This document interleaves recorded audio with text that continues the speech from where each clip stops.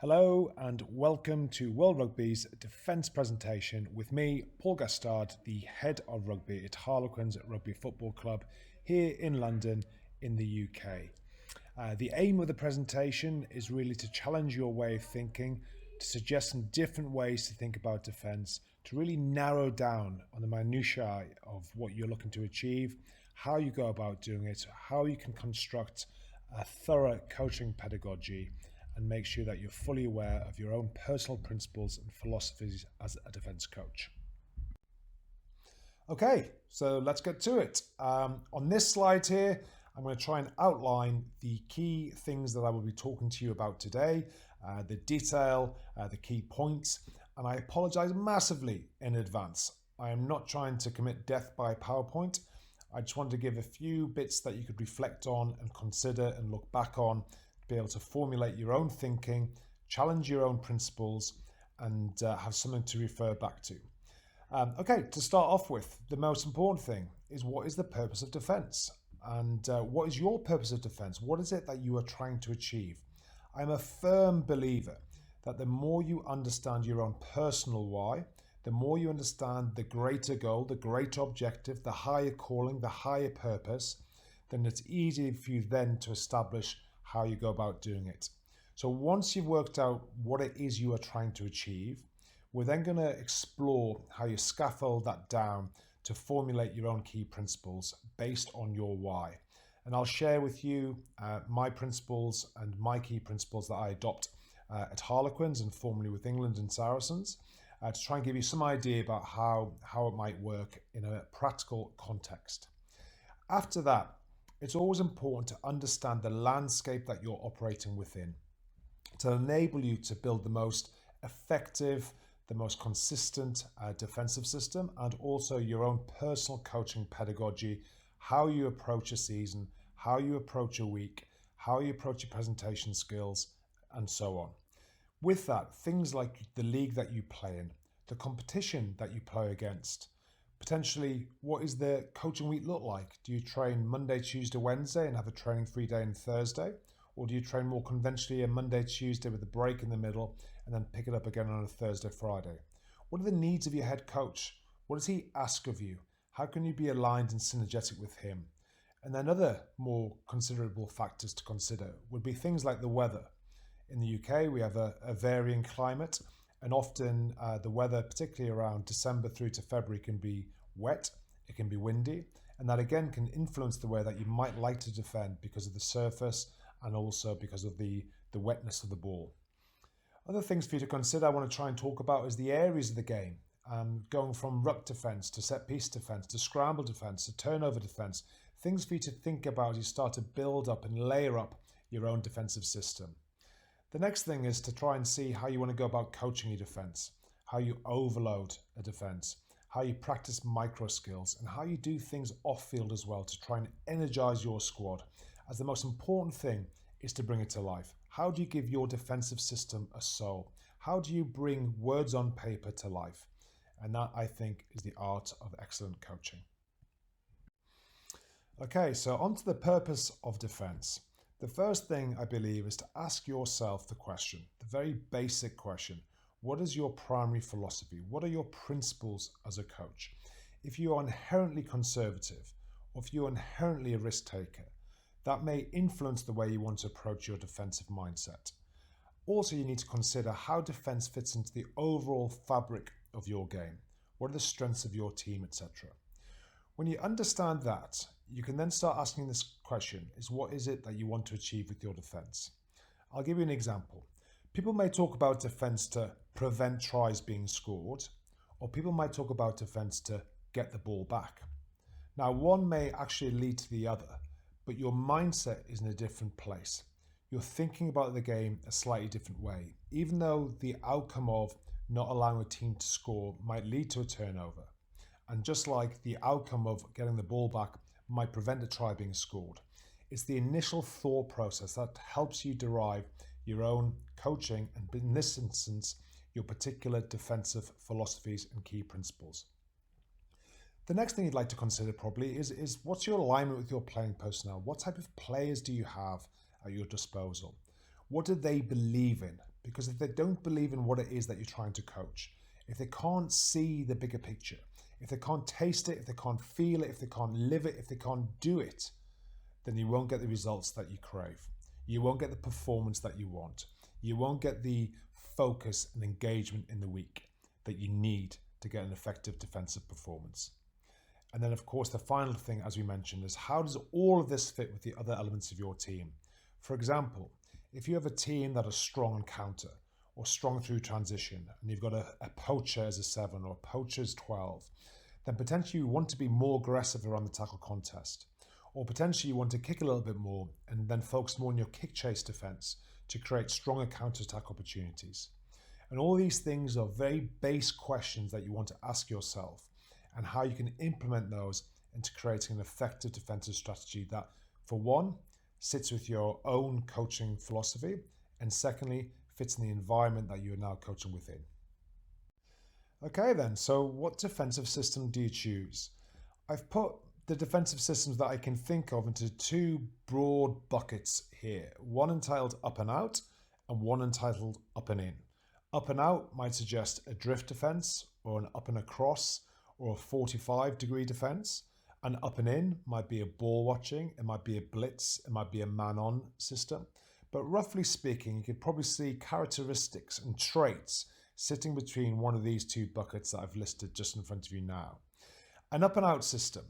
This for me would come from a mindset potentially of don't let the opposition score. It does lead itself to strong cohesion.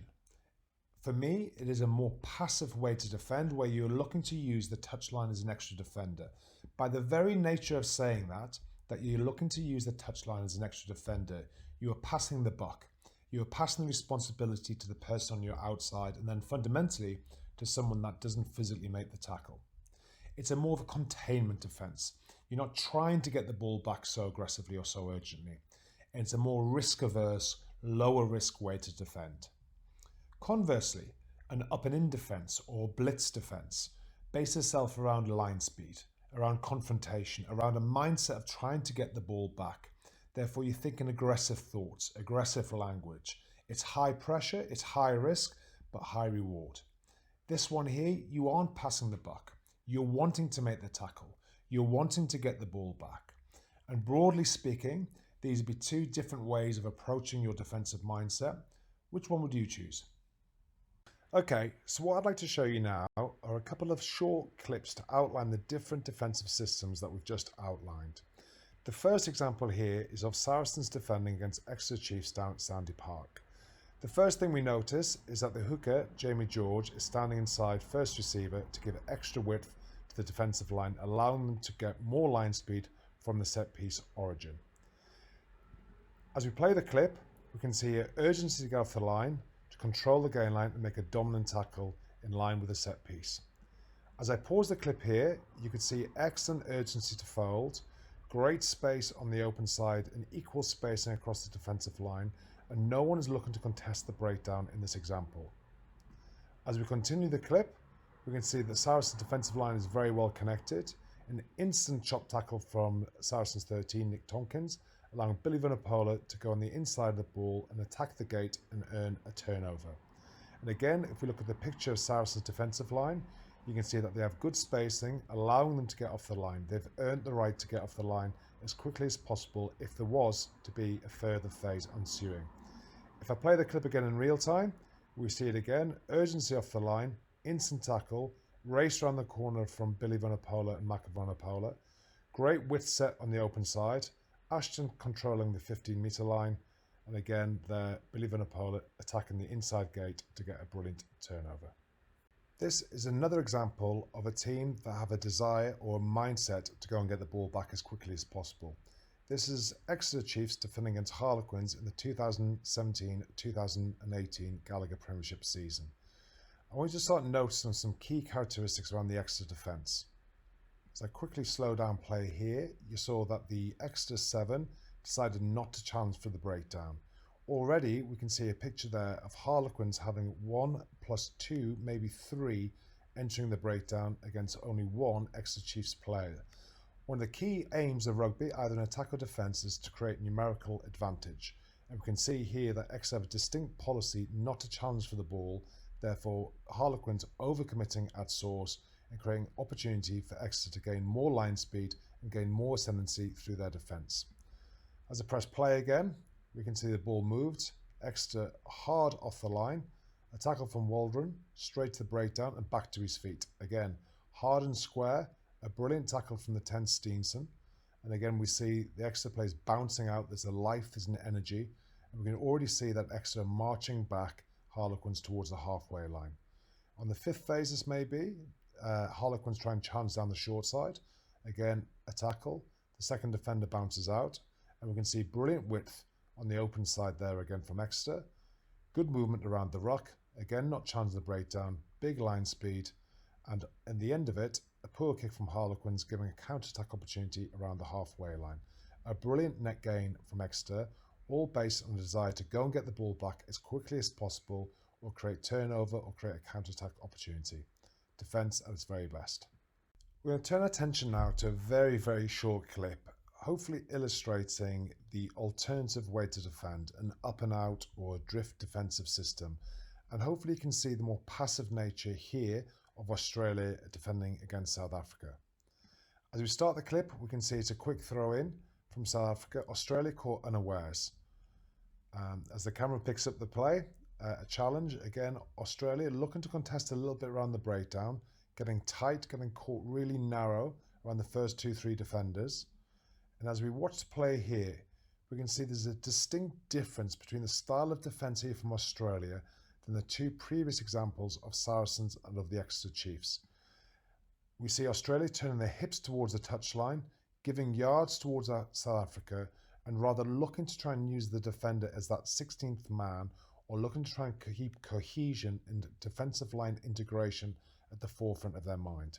If I play the clip again at full speed, it's only a quick throw, instant challenge from Australia on the tackle contest. And then we see ball moved away, Australia very tight around the breakdown, lack of work rate on the short side. Hooper goes in for a challenge, and then despite having numbers, Australia backpedal, sit in their heels, Hayley Petty sits off, and then this shortly leads to a try to South Africa. Two different styles, two different ways to defend, both have their merits, both have their flaws. Which one would you choose? Another important thing for you to consider when you're devising your foolproof, all-encompassing defensive system is to understand what type of tackle team you'd like to be. Whilst I understand and I appreciate at any given time, on any given day, a different tackle choice or a different tackle outcome may be required, it is still very evident and very clear across world rugby that teams adopt a significant strategy in terms of their tackle technique. These can be simply put into two clear buckets here of a leg-focused team or a chop-focused team or a choke-focused team or a hold-up-focused team. Those that focus on legs look to remove the ability of the opposition to gain yards and momentum. They try and create a contest on the floor where you can earn a penalty. The downside, of course, is it does allow an offload for teams that have got significant threat there. There is a risk involved with that. If you go for a choke or a hold-up focus, there is more opportunity for the opposition ball carrier to gain momentum because he still has cadence through his legs. It does, however, of course, prevent an offload, and it does create an opportunity for you to gain a turnover, which would lead to a scrum. However, as you can imagine, there's limited opportunity to contest on the floor. Whichever system that you choose, whichever style that you choose, it's massively important that you consider the attributes of the team and also individuals that may play within it. Some individuals may be outstanding choke tacklers or hold-up tacklers, whilst the rest of the team may still be a leg-focused team. You may be a choke-focused team, but you've got some significant poachers, significant people that are brilliant over the ball in a tackle contest scenario, and you'd like them to try and look for opportunity to challenge for the ball. Whichever way you go, it's important that you coach it, that you believe it, and the players respond to your instruction. Okay, we've got a very short clip here just to illustrate the effectiveness of a chop tackle. Chosen a game here consisting of the Waratahs, and we can see an effective tackle here from Michael Foley on Fekatoa, allowing Michael Hooper to attack the inside gate and challenge for the breakdown and earn a brilliant penalty. When we watch the clip again in slow time, we can see good technique from Foley with his head, nicely around the legs, instant tackle, instant opportunity. Hooper seizes it, senses it, feels it, and attacks the ball straight away. Sharp tackle, creating contest at the floor, allowing penalty and therefore territorial advantage shortly after. Brilliant example by Michael Foley. I'm going to show you now a short clip showing the alternate way to try and challenge for possession and think about the way that you want your team to defend through your tackle system. I've chosen a clip here by Munster defending against the Ospreys. Munster are one of the main protagonists of the last 7 or 8 years who look to try and choke tackle teams using their size and their strength to create turnovers and scrum advantage. We can see here the Munster 20 goes high to try and hold up the Ospreys ball carrier. As soon as the rest of the team sniff an opportunity to create a maul, as we see here, they join what was a tackle situation to create a collapsed maul and therefore a scrum opportunity to Munster. Different policy, different way of thinking about your tackle. Again, which system would you choose? What type of players do you have? Which system suits you best? Once you've considered and reflected on what type of defensive system you'd like to be, it's then important to draw down your principles, to work out what it is that you're looking to coach and what that looks like and tastes like and feel like for the player. For me, I wanted to be an aggressive, get the ball back kind of defensive system, which in turn lends itself to a line speed orientated defense, one that looks to pressurize the opposition and one that looks to take away time and space. In doing so, I needed to harass the opposition. I wanted to create turnover. I wanted to create transition so that we could be effective on our counter. So the first thing I looked to do was to try and create an aim, an objective of what we are trying to achieve. In this example here, I've used this language, that we want to be the best team in the world in the first 5 phases of defense. Why is that? Well, quite simply, most tries are scored in that period. And if we can be the most miserly, the most destructive, the most effective in this period, then at the end of it, we'll have the best defense. What that may look like to the player, what language we may use so they can feel it. We're trying to go to their emotional side of their brain. And we want to use language that elicits the responses that we look to see on the rugby field. My 3 key things I look for is to suffocate, to strangle, and to squeeze. What that looks like is to be urgent, to be aggressive, and to be relentless. And what that kind of feels like, or what behaviors that may be for the player, is to take away their time and space, to have real intent in the tackle, to race to contest for the ball, and then make sure that we fight for everything, that we never stop working. And above all, a primary driver is that we must love defending. It's an emotive thing, and the energy that you get from your defense translates and trickles through to your attack and other areas of your game. I'm a firm believer that you'll see how much on it your team is on any given Saturday by the energy and the ruthlessness of your defense. Once we've got the key principles, the key aims of our defense, you now want to put a bit of detail, the process, how you go about realizing the why. So again, in here I'll share with you the kind of language that I look to use, is that we are relentlessly aggressive, noisy, urgent defense who continuously work hard for each other and never give up on anything. Language that elicits an emotive and physical response. The system would be something like this. We want to keep numbers on our feet. To do so, we need urgency to get ourselves set. Work to get your appropriate spacing. Sprint off the line. We look to watch the ball to make sure that we're all connected and we don't have dog's legs. We want to hunt from the inside when the ball has passed away. We want to stay square when the ball's on the inside so we don't get beaten on our inside shoulders. And we want to try and get slightly high on the outside to try and force the play back inside to our bigger forwards. After we've done that and we put ourselves in a position, we've got to light up. We've got to get so excited to bring severe aggression into our tackle, to make effective tackles, and then race to our feet to contest or steal or slow the ball. That for me is defense. That for me is energy. That for me is excitement. And that is what I love coaching. I want to share with you now 2 of the key things I feel you need to get right in your defensive system. Underpinning any system is the need for constant and relentless effort to do the things that you ask them to do, and put themselves in a position to be able to defend any threat at any time. An example here we've spoken to our players about previously is of an NFL player called Benjamin Watson playing for the New England Patriots. Rather than me talking through the clip, I hope you can see here in the dying moments of a game where the Patriots had no opportunity to progress, that you see Benjamin Watson working back over 100 yards to make a tackle in a game that was already lost. Enjoy the clip. Brady takes the snap. Here's the blitz. Rolls to the right. Fires to the right. It is intercepted in the end zone. Up to 10, 15, 20, 25, 30. Left sideline, 35, 40.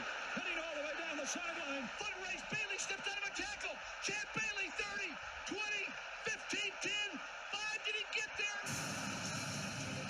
He's hit out of bounds, I think, at the 1. Ben Watson shows the hustle, doesn't give up on the play. If I would have dogged it, I don't even know that Coach Belichick would have said anything. That for me is what underpins any great defensive system, when the players within it believe in so much about the importance of it that they do extraordinary things. To give you an example of that, in the rugby training session, I want to watch on the near side Johnny May. Training is sometimes when players can get away with things, but what really pleases me here is the appetite and aptitude of Johnny to chase down through a transition ball and create something out of nothing. The effort he puts in compared to the effort of the player in blue to regain possession, to create a try scoring opportunity, all because of a desire and a passion and a work ethic to get the ball back. Again, a brilliant example of people putting in what is required when the camera doesn't always see or the papers don't always write about it. It's critical that you try and instill this desire and this verve of effort and the importance of doing things off the ball to give yourselves the best opportunity to have the most creative and most destructive defensive system you can have. I've got 3 very short examples here for what I term reload, or the ability to get out of the tackle and back to your feet to create numbers in your defensive line to be able to challenge and put pressure on the opposition. Instantly, in the screen grab we can see here, there's 4, 5, maybe 6 Lions players on the floor and only 1 Crusaders player getting back to his feet. And now I want you to watch the next scenario. As we see, the ball moved out of a great tackle, and we can see Whitelock move straight away to get out of the tackle situation to give himself an opportunity to get more width to the Crusaders' defensive line. Again, not overcommitting, creating numbers in the line, brilliant decision making from an assisting defender. Again, another example here of defenders reloading as quickly as possible to get back to their feet. Again, I want to reinforce the need for you to coach effort off the ball, either post a tackle or in a defensive line for a line break or a kick chase. This is really what makes your defensive system come to life. We pick up play here with England in 2017 against Argentina and see an instant tackle there from Marlon Yard, a roll away to get to the outside, and straight away we see only Ellis Genge in the breakdown. Again, Harry Williams back to his feet, Joe Laundrie back to his feet. We can see not 1 England player in the breakdown, but 4 players from Argentina in the breakdown, with Landejo ready to pass the ball. So a third of the Argentinian team is concentrated within a 2 square meter radius. England have the ascendancy. England have the opportunity to go forward again. Reloading in defence is critical. Okay, my final example I've chosen to show you around the importance of reload is going to illustrate Sam Cane, the New Zealand number 7, defending against South Africa. We can see in the first half here, New Zealand already handsomely up by 31 points and a sneak play by South Africa. Sam Cane's involved in the tackle. He gets back to his feet instantly and is then able to make a secondary tackle only fractions of a second later. And not only does he do that, he gets back to his feet, challenges for the ball and gains a brilliant turnover just before half time, therefore nullifying any momentum South Africa can take into the second half of this test match. Reloading, work rate off the ball, 2 huge ingredients, and no matter what defensive system you choose to adopt, these are 2 things that will underpin your excellence. If you cast your mind back to the very first slide that we spoke about, I mentioned that it's very important to look at the landscape that you coach within. For me, I coached in the English Premiership, the Gallagher Premiership, and these were the key statistics. from 2018-2019 season. We faced a ball and play on average of just over 39.5 minutes, of which we defended for just over 20. We made on average almost 180 tackles with a season high of 248 against Saracens. Our structured defence time, which would be phases 1 to 3, was almost 8 minutes and 40, leading to unstructured defence of 11 minutes and 30. Now think for a moment, why are these numbers important? How can this influence how you go about setting up your coaching week? How does this influence what you want to pay most attention to? There's a famous saying I learned from Neil Craig that success leaves clues, but I think we can go one further. The game is the greatest teacher. The game will tell us what we need to know, and it's up to us to explore and investigate the game and see what are the key learnings and how it can improve us as coaches. I apologize for this slide. I know it's very text heavy. I did send you a precursor or pre-warning that some slides will be text heavy. It's not how I normally present, I assure you. It's just something to give you some ideas to think about and reflect upon as you look to construct your own defensive system. These are the areas of defense that I think you need to consider, and then you need to consider the appropriate proportion of time that you wish to spend on any of these given disciplines. You've just seen the time that we as a club Harlequins faced in the Premiership last season, and how we therefore may change how much time we spend on our structured defence and how we may change how much time we spend on our unstructured defence. To give you explanation of what they may mean, structured defence in our language is the set piece, so what happens from line out or from scrum or from restart, and up to the first 3 phases. Unstructured defence is phases after that, so multi-phase, through transition, maybe through somebody knocking the ball on, through turnover, for example, stealing the ball at breakdown, through counter-attack, and so on. We then have to look at ruck defence. What's your policies around your fold? What's your policies for your guard or bodyguard? What's your focuses and what's your ideas around the middle of the team? Who do you want to defend in the middle of the field? Who do you want to defend on the edges? What do you want them to do? Do you want ideas around taking second last? Do you want them to be connected? Where do you want your fullback to close? Backfield cover is massively important. Rugby is all about identifying space and recognising space and moving the ball to the space. Therefore, defence is about cutting off those options. Backfield, what do you choose to do? Do you want 1 in the backfield, like a rugby league team? Do you want 2 in the backfield, which is more in vogue now than it probably has ever been? Or do you want the more traditional pendulum style of defending the back 3? How do you approach your kick chase defence? Do you want 2 lines? Do you want 1 line? How do you want to construct that? Who do you want in the front line? Who do you want in the backfield? Then, of course, it's important to look at the collision itself. What's your tackle technique? We mentioned earlier in the presentation around a leg focus or a choke focus, but how do you go about practically coaching that on a week-to-week basis, from a pre-season through to the start of the season, from the start of the season through to the end of the season? Then following the tackle, how do you contest for the ball? Do you contest the ball? Who contests the ball? What's your policy? Do you want numbers on feet above all, or do you want a challenge for possession at every available opportunity, or somewhere in between? Then you must consider the role of a 9. The 9 is almost like a bonus defender. Do you want them covering the chips? Do you want them working in the backfield? Do you want them staying on the origin of set piece? Do you want them just bouncing out and putting pressure on the first receiver? Do you want them putting pressure on the third receiver? It's a great tool and a great tactical variation going from week to week with the positioning of your 9. Other things to consider: your goal line defense, your scramble defense. How does that affect your backfield? Do you reload the backfield first, for example, post a line break? Or do you go to put pressure on the opposition carry as soon as you possibly can? On your goal line, how do you set yourselves up? Do you start tight to push up and across? Do you start wider to go up and in? Do you have 1 in the backfield? Do you have 2 in the backfield? How do you approach your sin bin contingencies? What happens if one of your key defenders leaves the field? Who takes over the responsibility? Who passes on the messaging? How do you cope with your backfield? How do you cope with your frontline defence? How do you cope from set piece? And then, of course, there's other things to consider around specific tactical plans for any given opposition. I appreciate there's a lot of information there, but all these things are ideas for you to consider as you look about setting up and creating your own excellent defensive system.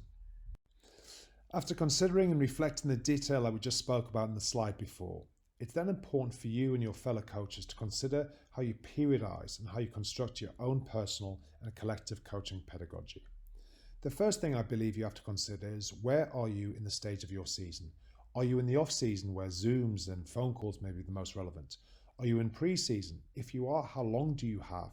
How many opportunities do you get? How many sessions do you have? Or if you're in season, is it at the beginning? Is it during the middle? Or is it at the end when you look to play cup finals?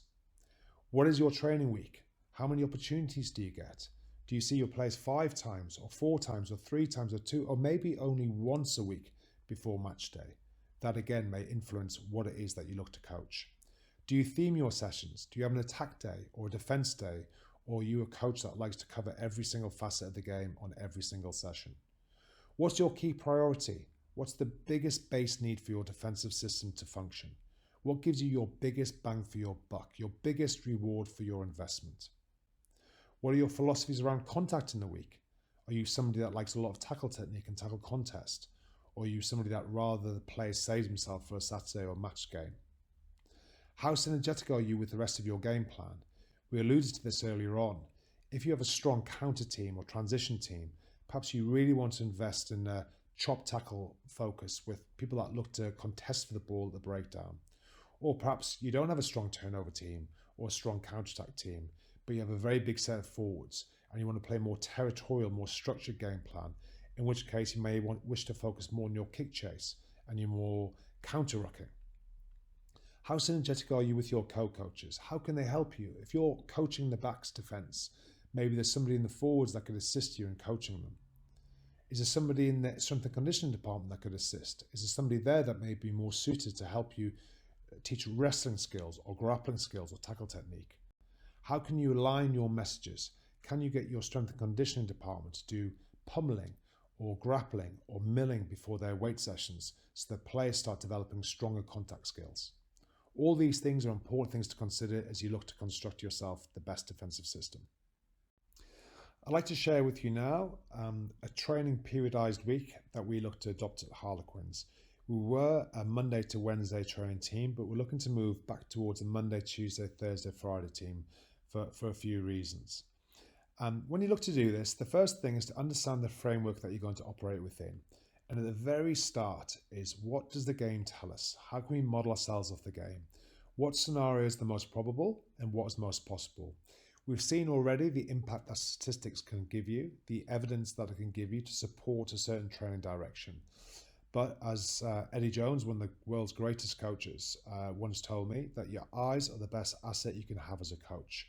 Make sure you observe and notice, and that will help you devise and design the best practice.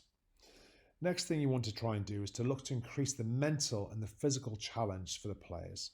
It's important that they experience some stress, that they experience some challenge and some failure, which will allow them to grow and allow them to improve, so that week on week you continue to improve as a defensive team. Listed below is kind of some key detail around what a week may look like, and as you can see here, that we like to theme our days with a specific purpose, so the player himself has clarity about what we're trying to achieve. And then below that, we've listed here the key objectives or the key things that we're looking to get out of that day in a rugby context, and then what it may look like physically and practically on the field. If we look at Tuesday as an example, that is our hard day, which fits with one of our mantras. That day is a test day or challenge day. It's one where we look for players to problem solve, and we want to overload the attack and really stress the defense above match intensity. What we'd be looking to achieve in there would be contact and contest scenarios, some key core skills in system, and we'd be looking to move from micro drilling, so where we may look at ruck defense and edge defense, to more macro or to a full team scenarios of 15v15, or start to stress them with 16v14 or 15v13, taking players out at will or notifying players for a sin bin and seeing how they react. What I'd like to illustrate with you now are just some examples of practice content and explanation of some of the language that I've used throughout this presentation.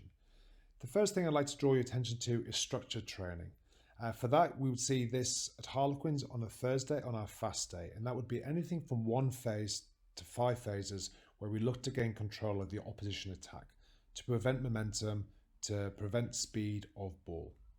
This will go anywhere from units into team training, and also encompass and include some micro drilling, where we look to focus on our ruck defense, where it's controlled, but we may go up to 3 phases. So we may go off 9, off 9, off 10, or it may be our edge defense, where we look to overload the attack, for example, 7v3 or 7v4 in a wide space, compared to 6 to 8, v5 to 6, where we're looking to try and be more aggressive and get off. Unstructured training is where it's more chaotic, it's more multi-phase. For us, that would be on our hard day. There'd be a lot of second ball, a lot of transition work, where we try and stress the defensive team and get through more extensive conditioning work. Other elements that we try and get in would be around our technique, around our tackle technique, and of course our tackle contest. To overload, to stress the players, to try and see growth and see improvement, there's various things that you may consider. Time pressure to complete the skill or to complete the activity, or time pressure in terms of less recovery between any different exercise. You may wish to put in an extra skill before the activity. For example, you may ask them to make 6 tackles in a row before they go and defend as a unit against an oncoming attack within a set period of time. You may increase the fatigue or may increase the contact. You may overload the attack, for example, 16v15 or 17v15, or bring it down the other way, 15v13, where you understaff or under-resource your defense. You may bring in a sin bin policy. You may not notify the team that somebody's been withdrawn from the field of play. You can vary the width, you can vary the length, you could vary the numbers in the game, for example 7v7 or 9v7, as opposed to playing a conventional 15v15 game. There's loads of things you can do, and the most important thing to consider is what is most relevant for you. What does your game, what does your landscape teach you, and what does your team need the most? I would emphasize strongly that the more you can put your team under pressure, the more you can train at an intensity and a level that is above the game, the pictures that they see in the game will be much easier to see. So it's important, I believe, that you continue to overload and stress your defense and see how the players respond. I would now just like to share with you a couple of very quick clips around some different tackle technique practices that you could employ. If you think back to some of the things that we've just discussed around periodizing your week and the varying levels of contact that you may adopt, then these are 2 or 3 different examples where you can get some really good tackle technique practices in with some very low contact. First example we like to call is a knee tap. And if we see here, the purpose of the drill is to start on a straight line, look to get your outside hand on the outside knee of the attacker, keeping your head in nice and tight, as we saw there from the yellow bibbed player. Again, looking for 2 or 3 points of contact, outside knee, head in tight, head in line, keeping your eyes up. If you want to focus on an upper body tackle, then nice and easily a 1v1, and we have an expression is to hit and stick, or stick where you hit. And then if you want to progress that slightly, rather than facing the attacker, you can work back and on the player's call, turn around and adapt to whichever side he moves into. Same principles of play for a leg tackle. You're looking to get your body in nice and close, your head in line with the direction of the tackle, and making sure they've got a tight ring of steel with your arms. Here's an example of a play moving backwards, instant turn on the call, nice and tight, arms and tight, head and tight. A low contact exercise, but able to give you some core fundamentals to some strong tackle effectiveness.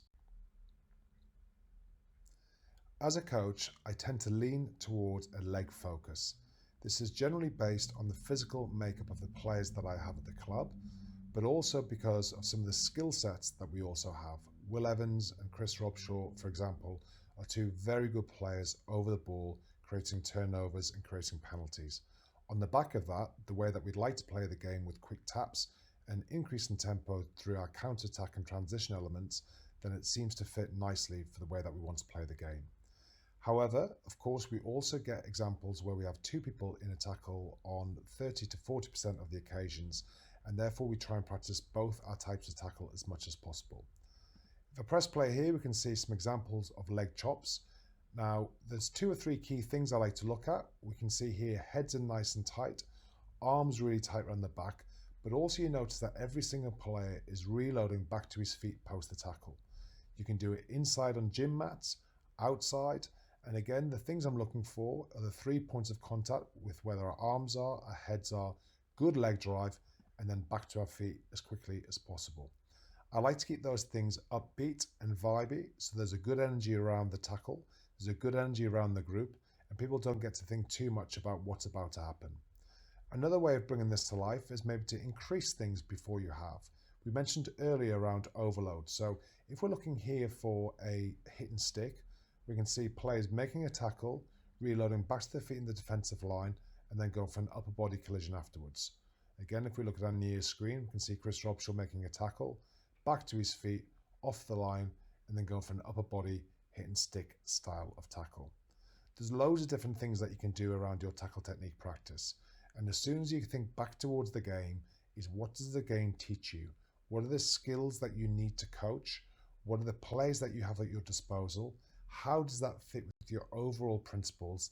Then you'll be able to design the perfect practice for your team. I can't stress enough how important I personally think it is that you bring your defensive system to life. Everybody around the world has a defensive system. Everybody around the world is more or less thinking of the same things that you are thinking of right now. So what are you going to do to elevate your system and take your system to a place that special things can happen? How do you make it more than just words on a piece of paper? How do you make it more than just a system? It is imperative that you get your players energized to defend. It's important beyond belief that you get them motivated and excited to defend. It is critical that you get them clear on the principles of how you wish to defend.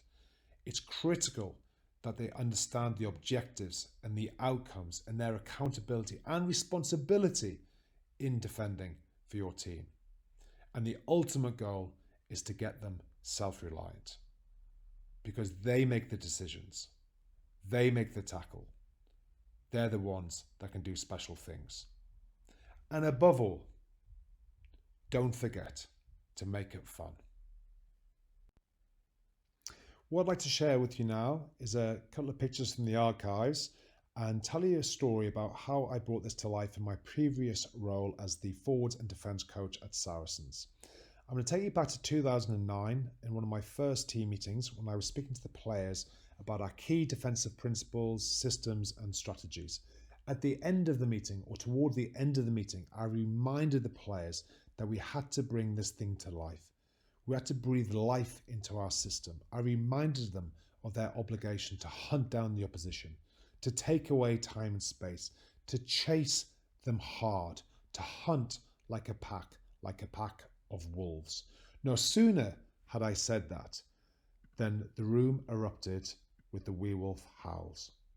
And therein lay the birth of the wolf pack, the merchandise, the branding. You go to Allianz Park now and you'll see the home of the wolf pack. And what we had created was bigger than a system. We had created a soul, an identity, a belonging. And as Kipling once said, the strength of the pack is the wolf, and the strength of the wolf is the pack. And for Saracens, that worked and that continued on. 5 years later, this picture occurred. I brought 2 live wolves in prior to a game, ironically, against Harlequins, where I proceeded to talk about lycanthropy. And what you see here is an entire room focused on my mesmeric words and the detail I was laying down. And this was my view. You can see the attention, the focus, the energy, the enjoyment of all the Saracens boys listening to me or looking at the 2 giant wolves behind my very back. And as we know, Owen Farrell, Will Fraser, Kelly Brown, Alistair Hargreaves, Chris Wiles, all terrific warriors of the modern game. And you can see how brave they are, how close they are to me.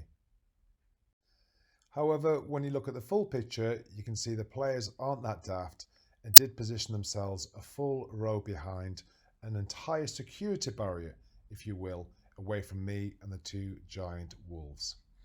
This was just a strategy I used to bring defence to life at Saracens.